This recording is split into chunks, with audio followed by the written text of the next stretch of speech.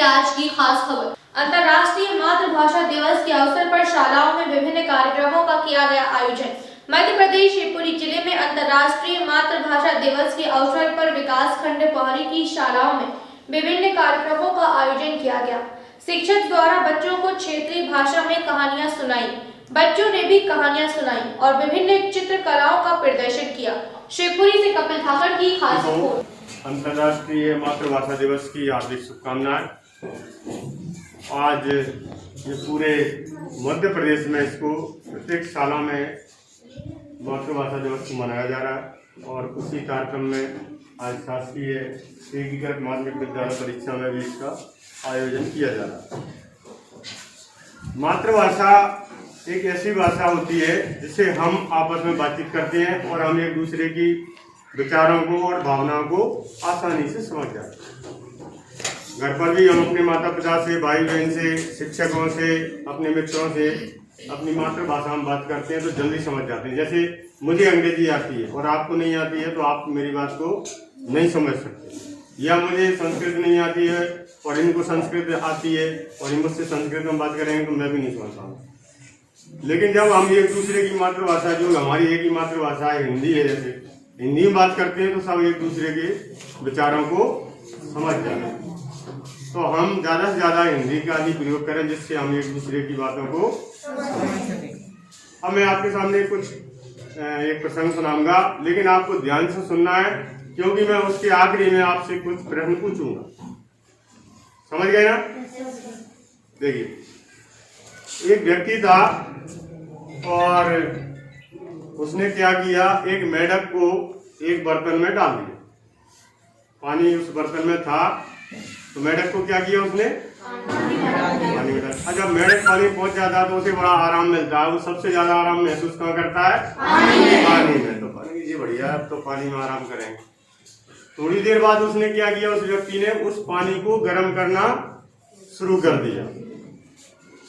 तो जब वो गर्म करना शुरू किया तो उसको थोड़ा थोड़ा कष्ट होने लगा, लेकिन वो सहन करने लगा उसको। तो चलो आराम से अभी सहन कर लेते हैं। और फिर उस व्यक्ति ने और उसको अधिक गर्म करने शुरू कर दिया तो और भी उसने अपने आप को सहन करने की कोशिश की।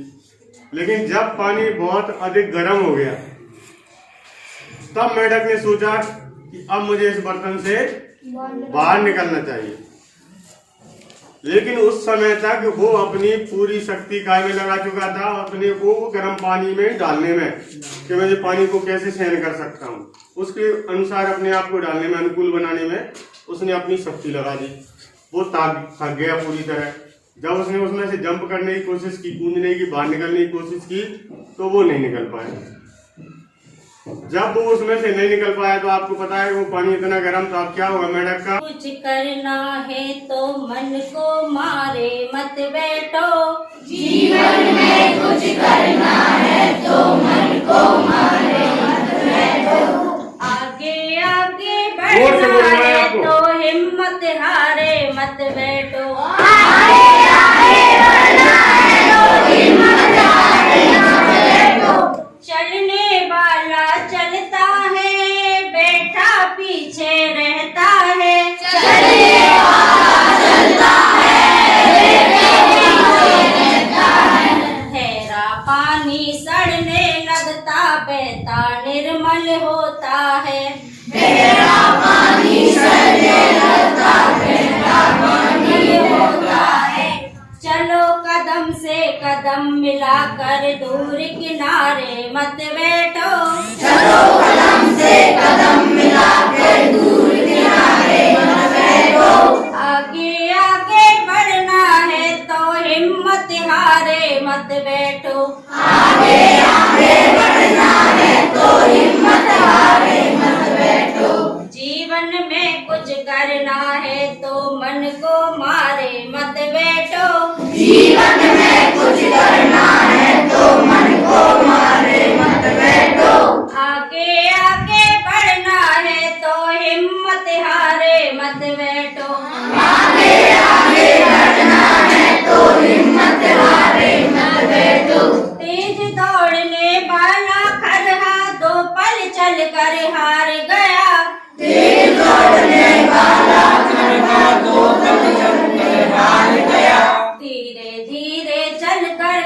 कछुआ देखो बाजी मार गया। धीरे धीरे चलते कछुआ देखो बाजी मार गया। पैर दिए चलने के खातिर पैर पसारे मत बैठो। पैर दिए चलने के खातिर पैर पसारे मत बैठो। आगे आगे बढ़ना है तो हिम्मत हारे मत बैठो। आगे आगे बढ़ना है तो हिम्मत हारे मत बैठो।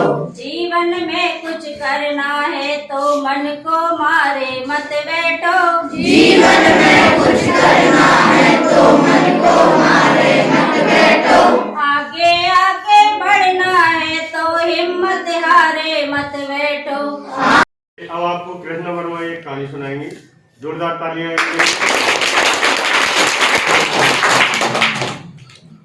मैं एक कहानी सुनाना चाहूंगी, उसका नाम है वसीयत नामे का रहस्य। एक गांव में एक वृद्ध किसान रहता था। उसके 4 बेटे थे। वो वृद्ध किसान बहुत ही चतुर था। जब गांव में कोई भी झगड़ा होता था तो उसका निपटारा करने उसी के पास आया करते थे। वो सबका निपटारा कर दिया करता था। जो भी उसके पास निपटारा करने आते थे वो खुशी खुशी बातें चले जाते। उसके 4 बेटे और एक पुत्री थी।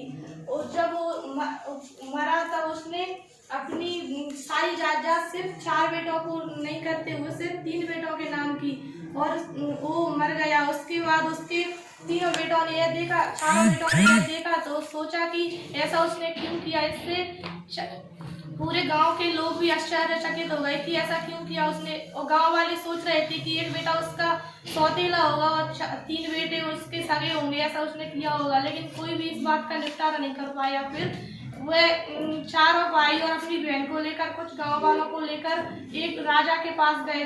वो राजा सबका निपटारा करता था। और राजा के 3 महल थे, उसमें 4थे महल में वो रहता था। उससे पहले एक महल था, उसमें उसकी भाई राजा का भाई घूम रहा था। उससे उसने पूछा कि राजा कहाँ मिलेंगे। उसने कहा वो तो उन्हें मरे तो 3 साल हो गए हैं। फिर वो आगे गए तो उस महल, दूसरे महल में उनकी एक बहन घूम रही थी। उन्होंने कहा कि राजा कहाँ मिलेंगे। उन्होंने कहा कि राजा तो अंधे हो गए हैं। फिर वो अंदर गए तो उन्हें राजा मिले। उन्होंने पहले राजा से पूछा कि आपकी बहन ने आपके भाई ने ऐसा क्यों कहा कि आप 3 साल से मर चुके हैं। मैं कारोबार में इतना व्यस्त हूँ कि मेरे भाई को मैं 3 साल से मिला ही नहीं हूँ। उसके बाद मेरी बहन, वो लड़की मिली, वो मेरी बहन थी। उसने इसलिए ऐसा कहा क्योंकि वो विवाह के लायक हो गई है और उसके विवाह करना चाहती है, और मैं कारोबार में उसके लिए लड़का नहीं ढूंढ पा रहा हूँ। तो उसने कहा कि मैं अंधा हो गया हूँ। फिर उसने अपनी बात बताई कि मेरे 4 भाई ने अपनी बात बताई कि मेरे पिताजी ने 3 भाइयों के नाम जमीन की है। तो उन्होंने, राजा ने 4 भाइयों को एक कमरे में ले गए। उसके बाद अपनी तलवार निकाली और एक से पहले एक भाई को ले गए एक कमरे में, बंद कमरे में, और अपनी तलवार निकाल के उसको दे दी। उससे कहा कि अभी यहाँ पर कोई नहीं है, तुम अकेले हो, तलवार उठाओ और 3 भाइयों को मार दो, और मैं अपनी बहन का विवाह भी तुमसे कर दूंगा और पूरी जायदाद तुम्हारी हो जाएगी। तो उसने मना कर दिया, नहीं, मैं इससे अच्छा तो मैं ही मर जाऊंगा, लेकिन अपने भाइयों को नहीं मारूंगा। फिर उसने दूसरे भाई को लाया, उससे भी यही कहा। तीसरे को लाया, उससे भी यही कहा। तीनों ने मारने को मना कर दिया। उसके बाद 4थे भाई को लाए तो उससे कहा कि तुम, उससे भी यही बात कही तो वो मारने के लिए राजी हो गया।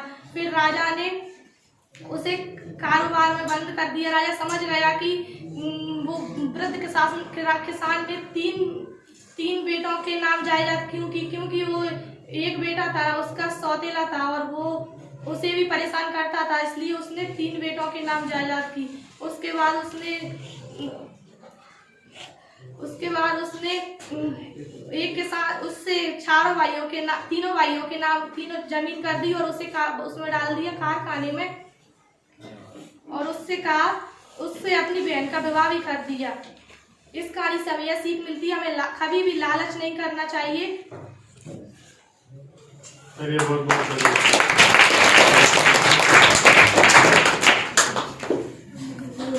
बेटा, आवाज सुनी होगी तुमने, बेटा बनिया शेर पौसेरन से जाएगा। अपन कहता ना, अब तुमने सुनी नहीं होगी। यानी कहानी का मतलब ये है, जो आदमी जिस काम में लगा रहेगा वो कभी परेशानी में नहीं जाएगा, ना भूखा मरेगा। अब क्या हुआ, एक सेठ था, एक गंगा नदी के किनारे पर बैठा हुआ था वो, और बजरी तोड़ रहा था वो छोटे छोटे बांटों से। इसी समय वहां शहर का राजा आता है और वो पूछता है सेठ से, क्या कर रहे हो? बोले साहब मैं काम कर रहे हो। बोले क्या काम कर रहे हो? बोले इससे क्या होगा? बोले इससे मैं साहब कभी भूखा नहीं मरूंगा। बोले ऐसा क्यों? बोले कहावत है साहब पुराने जमाने की, क्या बेटा बनिया शेर कौन से रंग से जाएगा, जो भूखा नहीं मरूंगा। राजा को लगा यार ये कहावत कैसे सही होगी गई, चलो तुम हमारे महल में चलो गई। तो राजा उस दरबारी उसको महल में ले गया। तो जिस महल में जो बैठक होती थी उससे बाहर वाले कक्ष में उसको बैठाना गया और उससे कहा यहाँ बैठो और अपनी बातों का उपयोग यहाँ करो, देखे कैसे भूखे मरोगे, क्या कमाओगे आप दिन भर। बोले ठीक है साहब। कहीं उस सभा में क्या बैठक चल रही थी कि शहर में एक बहुत बड़ी चोरी हो गई थी। तो पूरे राज्य के मंत्री लोग वहां आए हुए थे और सभी अपनी उस पर चर्चा कर रहे थे। तो सभी जूता अपने बाहर उतार रहे थे वो सब लोग बैठक में जाने से पहले। और वो बनिया क्या कर रहा था कि वो जूता को ठोक रहा था, उनमें मिट्टी लगी रही थी, उन मिट्टी को निकाल रहा था और अलग अरे जूते में जो धूल निकल रही थी, जो कण निकल रही थी, उनको पुड़िया लगा के बांध रहा था। वो पुड़िया लगा के रख रहा था वो, और वो अपना काम जारी रहता। मीटिंग अंदर चल रही थी। इसी बीच एक सूबेदार आता है और वो देखता है, वो उस समय अपना काम जारी रख रहा था। उससे पूछा कि भाई तुम ये क्या कर रहे हो? कि बोले ये मेन काम है साहब, मेरी ड्यूटी है यहाँ पे। बोले क्या? इससे तो बता पाऊंगा फलाने देश में चोरी हुई है, वो कौन ने की है, कहीं इस जूते की धूल से परीक्षण करके मैं बता सकता हूं कि चोरी किसने की है। वो चोर था। उसने पूछी उससे कि बोले क्या होगा? बोले आप पकड़े जाओगे तो इतना झगड़ा लगेगा। बोले क्या दोगे आप मुझे कि मैं बचा सकता हूँ तुमको? बोले जूते की मिट्टी दूसरे में कर सकता हूँ मैं कहीं। बोले 4 मोहर देनी होगी। कब देनी होगी? बोली अभी वर्तमान में, तत्काल दो गई। तो वो 4 मोहर उसको दे देता है और वो चला जाता है अंदर बैठक में। बैठक समाप्त होती है। चोरी राजा यानी चोरी तक नहीं पहुंच पाता। शाम हो जाती है। शाम को जब बाहर आता है राजा और मंत्री दोनों, तब बनिया से पूछते हैं कि सेठ जी आज क्या कमाया तुमने? क्या कहावत कहते हैं ना कि अपने काम में लगे रहोगे तो भूखे कभी नहीं मरोगे। आपने क्या कमाया? बोले आज मैंने साहब बहुत कमाया। बोले क्या कमाया? उसने अपनी पूरी कहानी सुनाई उसको। तो बोले साहब ऐसे ऐसे ये चोरी हुई और ये मैंने चोर भी पकड़ लिया और ये 4 मोहरें भी कमाई। राजा का दिमाग बहुत, बात तो सही है। बोले ठीक है सुबह देखते हैं इसको। भाई सुबह मंत्री ने सोचा और राजा ने सोचा कि आज इसने कमा ली, कल इसको देखते हैं कैसे कमाएगा। कल उन्होंने क्या किया कि जिस कमरे में ये कमरे होती है राजाओं के यहाँ, जब घोड़े बंधे होती है उसके पास में कमरे होते हैं, तो ऐसे खिड़की से उसमें वो फेंकते जाते हैं लीड, उसमें बैठा दो आज इसको, बाहर से ताला भी लगा दो। अब ऐसे कैसे देखेगा, कैसे भूखा नहीं मारेगा। दूसरे दिन उस राजा उसको बनिए उसमें बैठा देते हैं, कमरे में जाके बैठता है वो और भाभी वही काम करता है वो कि वो रोज लीड होती है घोड़ों की, उसको पीसता है वो हाथों से, फूकता है, फिर ऐसे हिलाता है वो, फिर पुड़िया बनाता है तो फिर दूसरे कोने से उठाता है वो, फिर पुड़िया बनाता है, तीसरे कोने से उठाता है, फिर पुड़िया बनाता है, तोलता है और ऐसा नाटक वो करता है। कुछ समय बाद घोड़े की लीड फेंकने वाले आदमी आए उसमें, उन्होंने देखा क्या कर रहे हैं। बोले मुझे थोड़ा सा मेरी ड्यूटी लगी है और राजा महाराज ने सर्वे करवा रहे हैं तो मतलब कितना घोड़ा खाते हैं और कितना लीड बनती है वो मैं देखते समय रिपोर्ट देनी है। वो मैंने उसके मंत्री से कही आके, जिसको चना मिलता था उससे कही के बोले वो आया तत्काल। बोले क्या कर रहे हैं? बोले मैं महाराज पूरा बता दूंगा 1 साल में। फिर 1 किलो घोड़ा चना जब खाता तो कितनी लीड बनती है और 1 साल का पूरा बायोडाटा निकाल के सुबह दे दूंगा राजा को। गई वो तो आधे चना नहीं कहलाता था।